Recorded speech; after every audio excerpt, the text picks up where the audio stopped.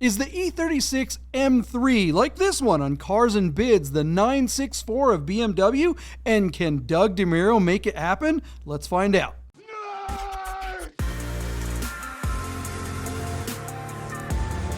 Get those nerds!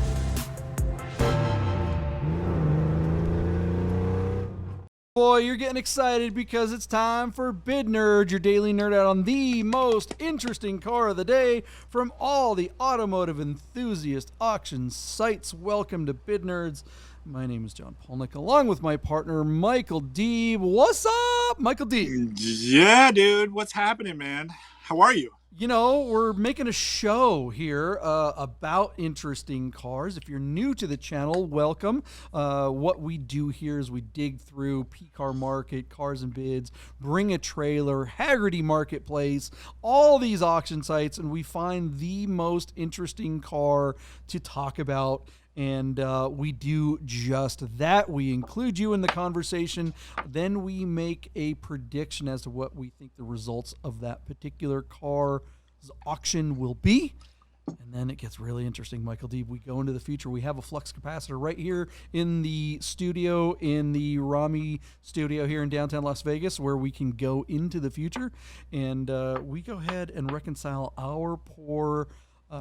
what would it be? Predictions with Yes. with what actually happens with reality, and reality slaps us in the face. It is bitter, it is painful, and we hope it is also fun to watch. So hit the subscribe, like, and notification button if you haven't done so already. Michael D, before we get to the most interesting car of the day, you want to give a quick shout out to our good friends at Godden Classic?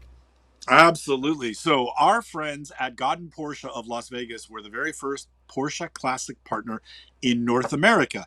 Porsche of Germany vetted the dealership for the passion, the expertise, and the capacity to take on Porsche Classic. So if you need parts, if you need service, or if you're looking to buy or sell a Porsche Classic car, call our friends at Godden Porsche and tell them the Bid Nerd sent you. Do it. Good folks over there. Good folks over there. If it's good enough for Porsche AG off Germany, then it's good enough for me. Dang nabbit. So Dang that's nabbit. why I choose Godden Porsche. You know what I heard is also good enough for you is Cars und Cafe. It is the car show that we do at the end of the month here, the last Sunday of the month of every month. We've been doing it for almost 6 years now here in Las Vegas, and we are expanding. We're heading up the coast. We're also going to have our inaugural Cars und Cafe San Francisco. When? Where, Michael Deeb? I don't know. At the end of the month, the last Sunday of the month, I think it's July 29th, JP, help me out. You got a calendar open? A calendar handy. Let's see. Yeah, I think it's July 29th. We're going to do this in Brisbane, California. That's right near the July Cow Palace. 30th. July 30th. Yeah, July 30th. That's what I said. July 30th. Yes. Close enough. Indeed. If you show up on the 29th, you'll be just a day early. On July 30th at about 7:30, 8 o'clock in the morning, we'll all be out there. 350 Industrial Way at the pit stop. We'll have coffee and donuts. There's going to be a lot of Porsches. And the shop will be open. The pit stop will be open so that you can see some of the cool cars that are being worked on. It's actually a really cool time to be there, JP. The months leading up to August, Monterey Car Week, are always big for the shop. There's usually about a half dozen cars there that are being fervently worked on. As they prepare for Pebble Beach and all of the hoopla that's going on in Monterey Car Week. So it should be a really cool time to peek behind the curtain and see what's going on at the pit stop. So a big thank you to Rafi and Yuri for letting us in. And we look forward to seeing you all out there. Please come out. We'd love to have you join us. All right, love those guys. All right, let's get to it. What is the most interesting car of the day, Michael Deeb? Let's have a little conversation about that and include our friends in the comments. Oh, hey, look at that. Okay, so check it out. Cousin Mark, formerly of Fremont, California, now of Foster City, California, texted this to me last week, and he said, boom, this is the most interesting car of the week. And what we're looking at, Cousin Mark found this 1998 BMW M3 Convertible on Cars and Bids. Pretty nice car, John. We're talking about 73,000 original miles. The car is located in Carlsbad, California. And of course, we know that the M3 convertible is going to be a 3.2 liter Inline six with a 5-speed manual transmission. You can see that the car has the 17-inch M Contour 2 wheels. I think they are staggered with, I think they're an inch wider in the rear. But what's really cool about this car, it's got a bunch of Dynan stuff on there. John, I'm just going to whip through this list of modifications. It's got a Dynan Stage 3 tune. It's got a Dynan cold air intake, Dynan high flow throttle bodies, and a Dynan full exhaust system. Turner Motorsports made the Motorsport front splitter. It's got the M lightweight decals on it, and then there's also really cool interior. There's Alcantara and M Tech cloth upholstery with the gray carpet. So it's kind of cool. What they essentially made is like a lightweight convertible. At least from an appearance standpoint, this car might actually be faster than a lightweight with all the Stage 3 tuning kit and the cold air intake, the throttle bodies, and the exhaust. I bet you this car is probably putting down closer to 270 horsepower, JP. And then they did some of the suspension as well, I think. Where did I read that? No, maybe not. Maybe I made that up in my mind. But anyway, it looks like a really nice car. It's well under 100,000 miles. M3 coupes have started to really creep up. This car is a looker all day long, but it looks like it's got the motor to match. So Mark thought it'd be a good car for us to cover. Now, once upon a time in 1999, when I turned 29 years old, the girl I was dating at the time rented an M3 convertible for me to have for the weekend to celebrate my 29th birthday, which was very, very sweet. Laura Potts, I love you. So anyways, that was really cool. And so she showed up at my house to pick me up, to take me to this dinner party we were having. And I mean, it was like, she organized, right? She was way more popular than I was. So it was like, almost 100 people at the party, and we pulled up in this light blue M3 convertible and then drove the car for the weekend. We went up to wine country and stuff. That was a memorable weekend. So I've always loved the E36. My really good friend Nick had a coupe that we used to track. That was my first real exposure to driving a car on the track, was his E36 M3. I had a blast in that car. So I've always loved these things. My favorite, of course, is the lightweight. And so when Mark sent me over this car, I had seen it in Cars and Bids, but he's like, you guys have to cover this. This thing's really cool. I have to say, I love all the stuff that was done to it. If I owned a white convertible, I might be susceptible to doing all the same stuff. I don't know if I'd go so far as the interior. I imagine that was pretty expensive. I don't know if the ROI on the interior makes as much sense as all the money spent on the motor, but I really like the car. The coupes are fantastic. The convertibles, they do not have the same structural integrity. When you go around a turn or when you're on a bumpy road on these cars, the entire things flex and shake and rattle and vibrate. These are not good convertibles. They'd be just a good daily driver. They would just be a good daily driver. They would not be the car I would take on a drive and expect up to be able to keep up with all of my friends in convertible 911s. I feel like a convertible 911 has 95 to 100% of the integrity of the coupes, whereas when you go to the M3, I say it's like 65% of the integrity. It feels like the car wants to fall apart, but it's still a fun car to drive. It just doesn't give you the same confidence in the feedback. So that's my nitpicking on that. But I like this car, JP, and I assume you're going to like it too, not just because it's a convertible, but I just think you look at it and you go, damn, that splitter and the decals and the interior and that motor, this would be a car I would love to spend the summer in. I think they have good AC and they're fun to drive. I like this car. I hope it does well. So do you like it as much as I do, John? Because clearly I'm sort of fawning over it. And if you had it to sell, would Cars and Bids be the platform you chose? Or even if you didn't chose, would you be okay with it? So I send it to you with all of that. What do you think?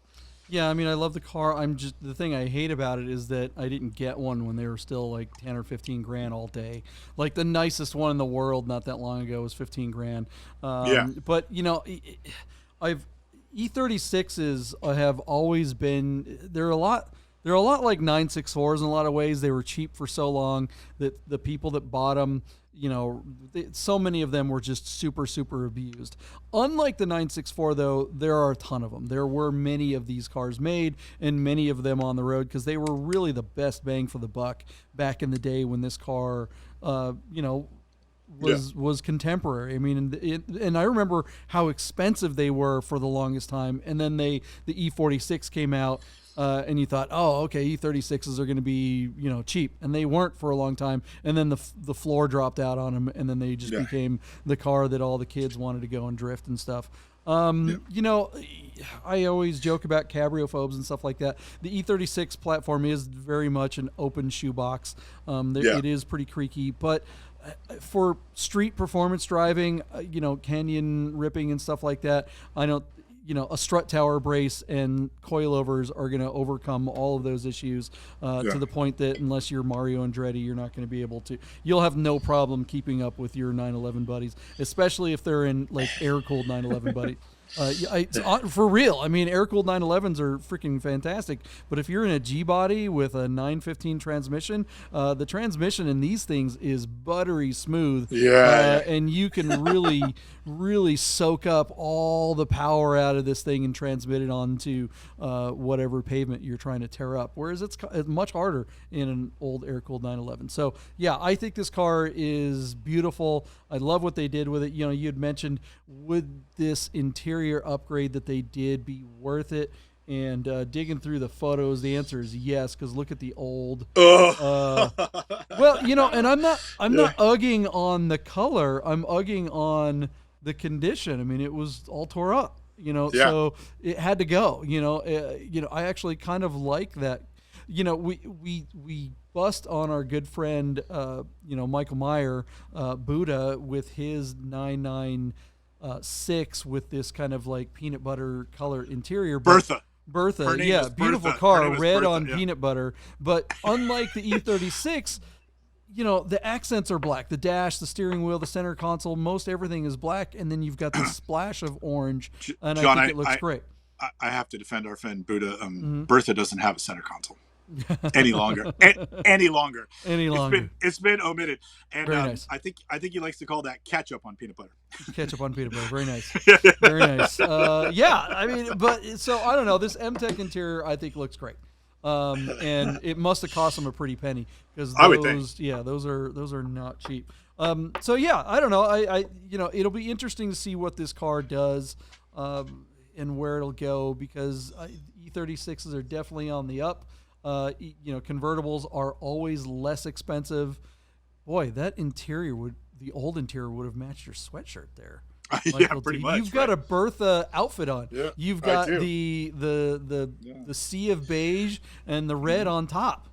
Yeah. Wow. Yeah. Okay. All right. Maybe you and Buddha were coordinating before this episode. Absolutely. Always got love for Buddha. Yeah. Without a doubt. So the car is a looker. I agree with you. They're a little bit rattly, but it wouldn't prevent me from having fun in one. I don't know if it would be my first choice for a convertible. I'd probably rather have a 964 convertible. That would be amazing. Yeah, but a 964 convertible is going to be a lot more money, I would think. More than twice as much money. Yeah. So that brings us to the question. How do we think this car is going to do? Hey, before you get to the number, you want to talk about rattles and creaks? You put that hard top on this thing, it's going to make...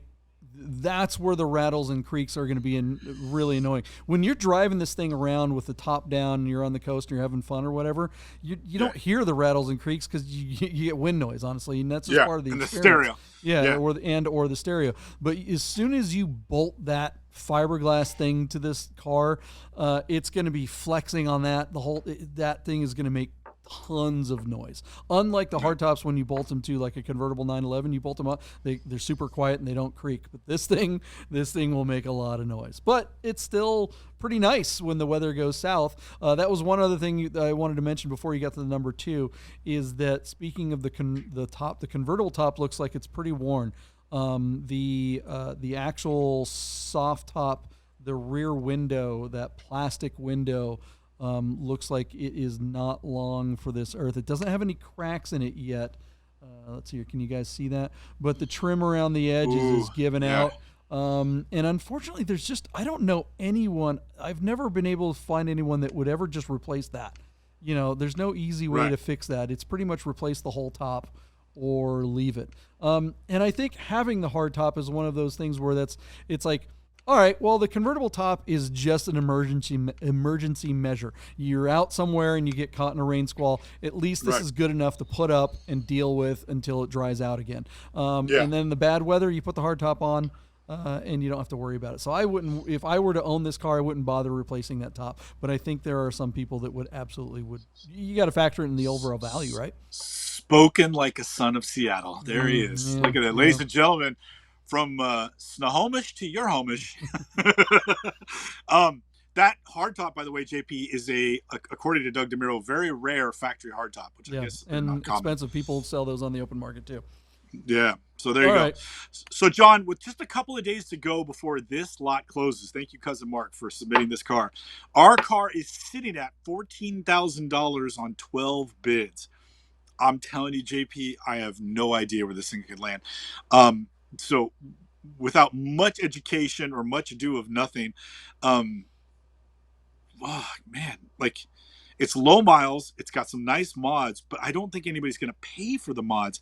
Yet the livery and the seats and everything, I think that's what's going to make somebody buy it. So I'm contradicting myself left, right, up, down, everywhere, backwards, forwards. I really, this one is a head scratcher for me, and there's not a lot of hair up there, so it's just, I'm like scratching my brain. For no rhyme or reason whatsoever, I'm just going to spit out $27,000, and I'm really just pulling that out of down there. Yeah, I think it's a really nice car, but I don't think it's nice enough to pull that kind of money. 25 grand is kind of the number that I had in my head. I honestly don't think it'll get. I'm gonna say 25 grand just in case, because it is a looker, and they did it right. Cars and Bids, I do think is the right place for this car, because it's weird. I feel like on BAT you're gonna get the people that are gonna be more interested in the perfect one. That has the original interior, that is all blah blah blah, whereas Cars and Bids audience is a little bit more open to the funky stuff, because Doug is a funky MFer. So yeah, this car definitely makes sense for his platform. And 25 grand, what do you get that's better than this car for 25 grand? From an enthusiast car point of view. 70,000 miles from 1998. I mean, that's a low mile car. Yeah, and just, I mean, these powertrains are darn near bulletproof. This is a car that you can drive hard, maintain it regularly, and you'll get 200,000 miles out of this. I mean, from an enthusiast car point of view, there are other cars that you could get that may be on par. What do you get? Like a 944 Turbo or an Alpha GTV. The Alpha GTV is going to be sexy, but it's going to break all the time. It's not going to be as fast as this either. You know what I mean? Right, so, yeah. And this car's got, I mean, JP, there's $10,000 in parts under the motor, under the hood. So, I mean, you couldn't. Yeah, it's a bang for the buck is the way to say it. I have a trivia BMW question, because I'm a BMW fan, but I'm not a BMW head, if that makes any sense. Could you get an E36 convertible ordered from the factory with Vader seats, or were Vader seats only an option on the coupe? Good question. That's a really good question. I'm going to say yes when they were available, but I don't know how much money I would actually bet on that. I'm pretty sure that they were available. The other thing I wanted to bring up, maybe I'll save it for the other side of the break, but 25 grand, you can find E46 M3s for about in convertible, not in coupe, but in convertible. That's about what they're going, and you're getting a lot more performance and a much more modern car. Is the E36 now going to be that body style, because it's a 90s body style? Is that now going to be worth more than E46s of the same vintage? Of the same kind apples, levels. Kind of like we're seeing in the Porsche world, we're seeing 964s are now easily worth more than 993s in their contemporary comparison. So. Is that coming with E36s, because so many E36s were roached, and now the good ones are going to be actually worth more? Is the E46 the better value, like the 993 is, compared to the 964? I will say this: an E46 coupe with a manual and like a competition package is your future classic. That's a car that, like, they've already gone up in value, but if you could find one that you were like betting on the future of that car, that's a car that's going to be worth big money, I think. down the road. They're good cars. What do you guys think? Let us know in the comments below. Now it's time for you guys to play along. Again, if you're new to the channel and you've stuck around this long, thank you very much. This is where we have some fun. We're going to fire up the flux capacitor. We do it kind of like, what's the TV show, The Price is Right, where you put in your bid in the comments below and you see if you beat the nerds. If you're better at this than us, chances are you are, because who isn't? When you say the Price is Right, I immediately think of Bob Barker in Happy Gilmore. Happy Gilmore fighting him, yeah. Price is wrong, bitch, and then he punches out Happy Gilmore. Spay and neuter your pets. All right, let's find out what happens with this car right after this. Hey guys, I gotta tell you about our friends Gaudin Porsche of Las Vegas and Gaudin Classic. If you're looking for a new Porsche or a classic, you gotta call our friend Steve at Gaudin. Save yourself the hassle of screwing around with all the auctions like we always talk about, and just talk to Steve. He'll find you the classic Porsche you're looking for. Gaudin Porsche of Las Vegas.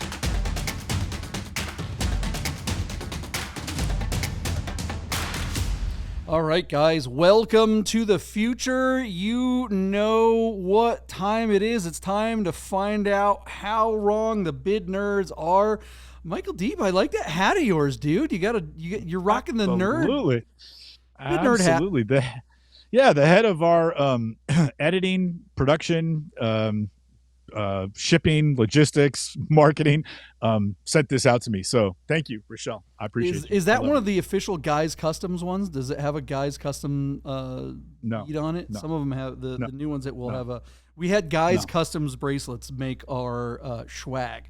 So we got keychains and hats and all that stuff. I've got my Cars Un Cafe hat ready for Cars Un Cafe in San Francisco, starting first one inaugural not this Sunday, but this month, the end of this month, last Sunday of this month, right? Yeah, the 30th, Sunday the 30th. 340 Industrial Way. I think we printed 350, but if you go to 350, you'll still see us. So don't worry about it. It's not totally incorrect. I think it's the door next door in the same building as 350, but the official address is 340. So anyways, whatever. Come to Industrial Way in Brisbane, California. Get there at like 7, 8 a.m. Get a good parking place, coffee and donuts, and meet some really cool people and see some amazing Porsche cars. Yeah, we're going to come out, some of us, I'll be there from, obviously from Las Vegas. We got a few other people coming out from Vegas. The Vegas Cars and Cafe is still happening as well. For the record, we are not moving it from Las Vegas to San Francisco. It's going to happen simultaneously. Well, listen, I'm going to drop this live on the air. Anybody that comes out from Vegas, I will buy dinner for on Saturday night. So if you are in Vegas and a Cars and Cafe regular and you come to San Francisco for my version of the show, I'm buying your dinner on Saturday night. So that goes for everybody, anyone from Vegas, and you know who you are. Nice. So. That sounds fantastic. At the Nob Hill Cafe, that's one of my favorite restaurants anywhere. Not just San Francisco. So definitely looking forward to that trip. We just need to cool off, dude. It is freaking hot here in Las Vegas. We'll leave the door open at the Nob Hill Cafe. You guys will be freezing. A car I wish I could bring to Cars Un Cafe San Francisco. It's not exactly on brand because Cars Un Cafe is mostly air-cooled Porsches, but we like classic Euro, and today's car is definitely a car that would be kind of fantastic to have in the Bay, and we would love to see a car like this show up to Cars Un Cafe in the Bay Area, even though it's not a Porsche. What happened with the little BMW? Michael Deeb, let's figure it out. Cousin Mark submitted this E36 1998 BMW M3 Convertible that somebody just totally restyled to look like a lightweight cabrio. And I got to tell you, they did a pretty good job with it. That being said, I think I believed in it maybe a little too much, JP. I was the high bid at $27,000. You came in just pragmatically underneath me at $25,000. Our car sold on Cars and Bids for just $20,250, and it sold on relatively pedestrian 26 bids. So JP, you won that one, but let's get real. You were 25% over, which is a pretty big mark. So, look, if this were a you coupe, dissing my win. I see how you are. Yeah, let's qualify your win. I mean, you barely won, you know. So let's see. If this were a white 98 coupe and they redid the interior in Alcantara, redid the suspension and did some dine-in tweaks to it, and then put the M3 livery on it, you know, this would be a substantially more expensive car. Coupes in the E36 world, the coupe is worth more than the cabrio. So are you surprised by the number it won at? Like, you took the under and parked yourself on the right side of me, but since this car came in for a little bit less, is that because E36 convertibles aren't worth a lot of money, or is this because it was on Doug Demuro's website? What's your take on this? Because I think it might have something to do with the website, but you know, he does sell the weird stuff, so that it's kind of tough to read, because we were both pretty over on this. What do you think? Yeah, I definitely think that this car belongs on Cars and Bids. I don't think the platform hurt this at all. For a car that's not stock, like we talked about before the break, this car has a ton of kind of OEM mods, right? This car isn't a modded car per se. It's not like an outlaw version. I don't know if BMWs even use that term, but this car looks stock, even though it's got a lot of stuff that on it that didn't come from the factory, and it's all they're all things that I think you and I and most of us with a little bit of taste would have done. So that said, though, convertibles just sell for less than coupes, and E36s are coming up, but they're not super hot. They're not like 9.6. They're not the 964 of BMW just yet, and maybe they will be soon. No. But E46 is kind of having their moment right now too. Yeah, well, yeah, but I don't know. I mean, I'm glad you brought that up, because I don't know if an E46 in the exact same condition would go for any more in a convertible. Again, coupes absolutely worth more, especially in BMW.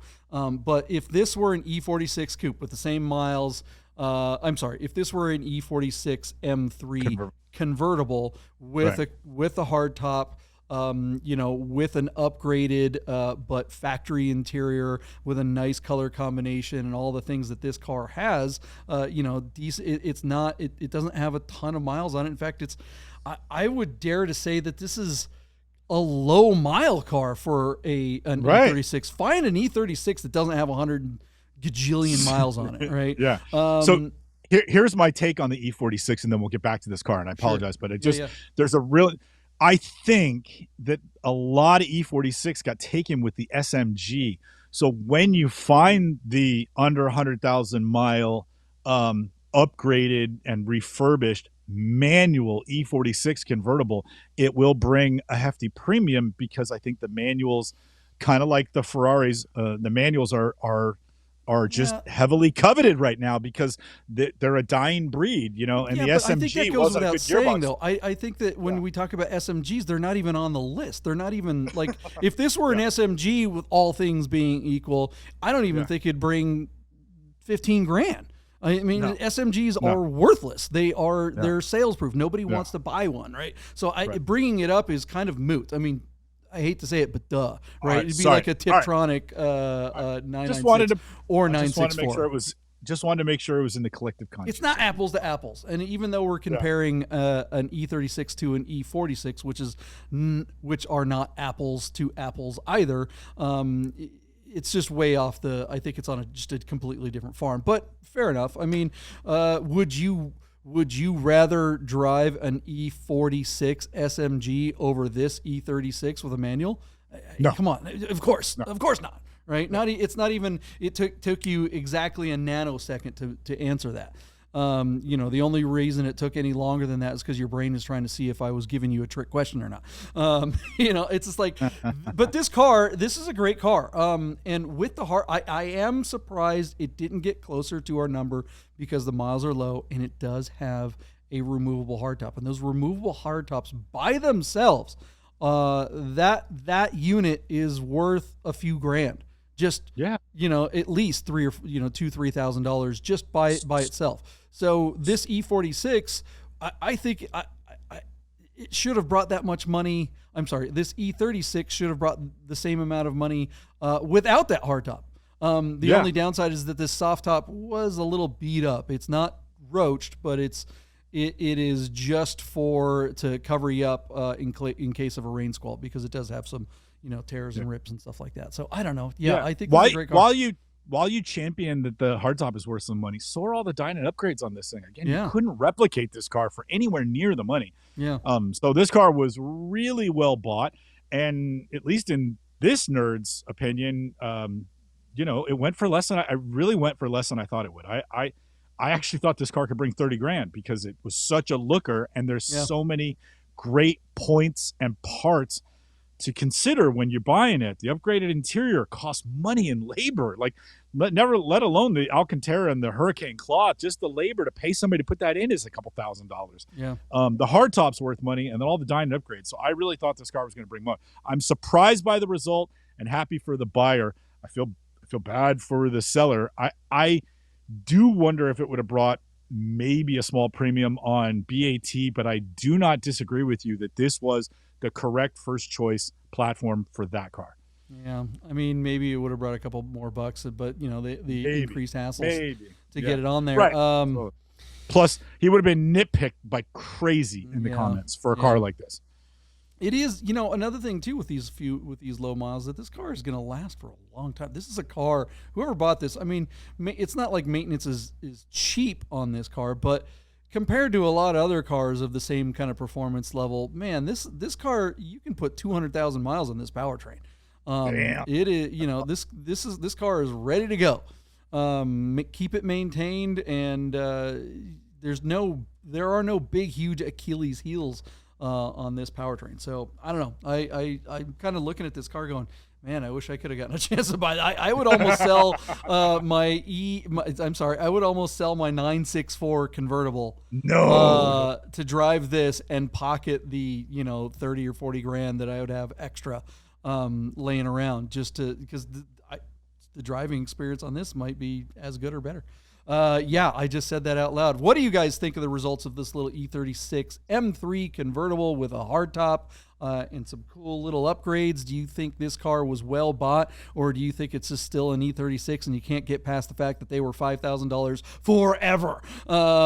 So let us know in the comments below. How'd you do? Shout out to the Nerd Herd. Look, there are a lot of people in the Nerd Herd. The Nerd Herd is growing. We are, at the time of this recording, I think we are maybe 10 people away from 1,000 subscribers. I mean, we are so close, Michael Deeb. What do we got to do to get to 1,000? It seems like this last 30 or 40 is just killing us. Oh my God. Yeah, we're like just about a dozen away. That is crazy. I don't know, man. I mean, we're begging, we're giving out swag. We're inviting you to Cars and Coffee. We're going to see you all in Monterey. I mean, and then Rensport reunion is this year. This is a great year to be a nerd, part of the herd. I got to say too, we're going to do a better job at shouting out folks who have been part of the herd. We always single out, like Family Guy 5150, Anthony and Ross and stuff like that, and Michael Buda. Yeah. But there are a ton of other guys that have been with us for a while, and I think we got called out for always naming those guys and not them. So, busted. Just scrolling through Nate, Bogdan, Empty Man, Sunday Drives, Chris Broniel. Sorry, I'm sure I'm butchering your last name. I'm just scrolling through some of the comments here. Cody, Kevin Cody, I've seen his name a bunch of times. Let's hear. Obviously, Tech Daily, that's our friend here in town. The silent nerds, my cousin Mark, my cousin Michael Karuba, he watches the show regularly. John Duckworth watches the show all the time. We're actually going to cover a car that he submitted in the following week, so that'll be kind of fun. I think that'll be Duckworth's first official submission, because he always sends us cars the day they're closing. I'm like, I can't do anything with this. So anyways, we love you guys. Thank you. Catching 45, Rob Hendrickson. Mark Shane. I just started working with Haggerty and Broad Arrow Group, and turns out there's a guy in my company that is part of the Nerd Herd on the East Coast in Boston. Shout out to Mark Shane, the nerd from down under who's living in Boston. So thank you, Mark, for watching, and excited to see if we do some fun things together in the future. Of course, Ray Melville, Poji Bait. Man, I am butchering some of these. We got a lot of new subscribers. Blurb DLS one. Man, some of these I just don't know. John Taylor. Who else are we forgetting here? There's so many. Norman, Edward, Adam is a new one, I think. Bending, Rodriguez. That's pretty awesome. We should do an episode of comments. Renan, Kevin, Cody. I don't know if I'm doubling up here, but yeah, we should definitely do a comments episode because the comment section is getting pretty interesting. That'll be fun when we go live. So maybe that's one of the first formats we do when we go live, which is just around the corner. Buddha said he was looking forward to the fact that we're going to go live. He said when we announce that we're going live, he will make his way down to the studio to be in the audience with us. Oh, nice. So that would be awesome. So Buddha, that's a hard commitment now. It's live. You have to show. Excellent. All right, guys. We'll see you tomorrow.